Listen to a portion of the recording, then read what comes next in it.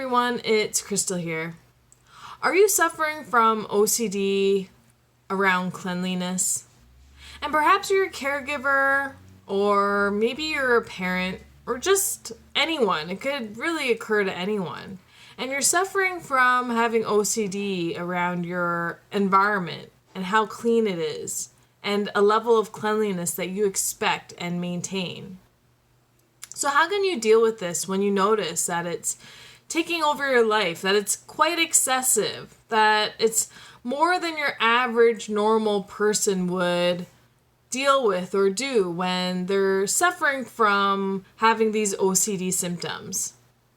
And OCD is about having control, or actually the fear of not having control of their environment around them, where then they have these behavioral tendencies to do things in excess, consume them, worry about them, and really disrupts their ability to act and behave normally.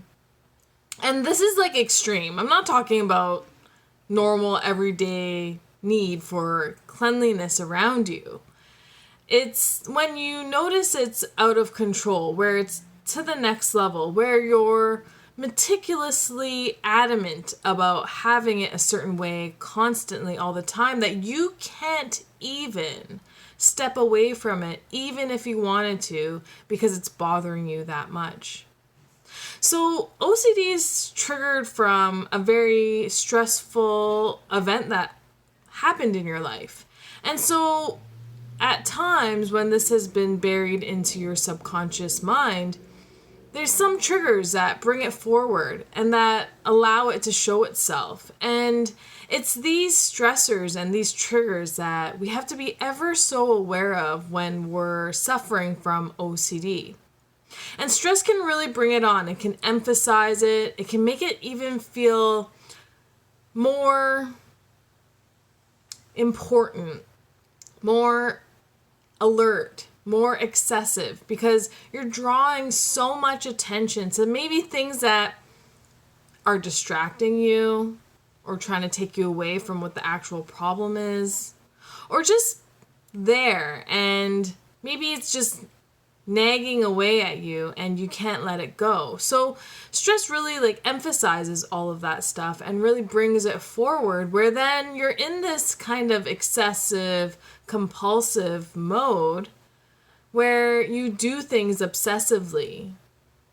So when you're dealing with OCD, when you have OCD, this is truly some awareness that you have to bring to yourself to even know what level you're suffering from, what if you're even suffering from something. But when you think that you're going above and beyond the normal capacity, whatever normal makes sense to you, then that's something that you should really evaluate and determine to yourself if this is truly excessive.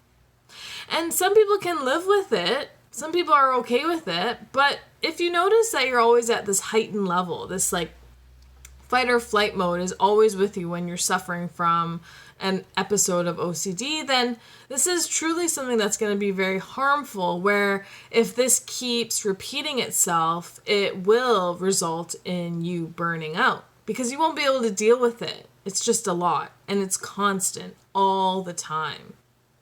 So really drawing some awareness, some attention, some obvious indicators that you are perhaps truly suffering from an OCD situation.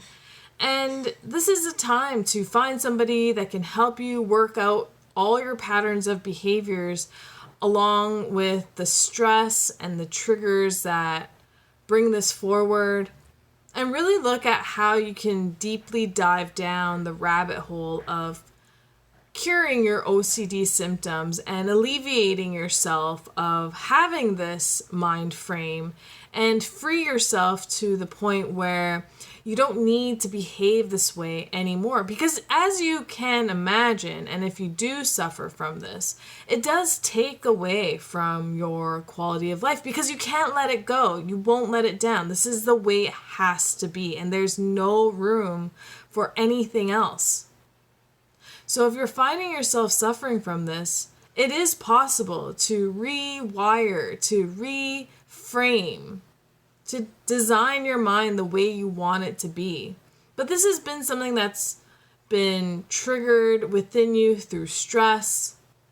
And it's something that could definitely be remedied if you had the right coping tools to then learn and deal with how you can maneuver around these situations that cause you to have this OCD compulsive type behavior.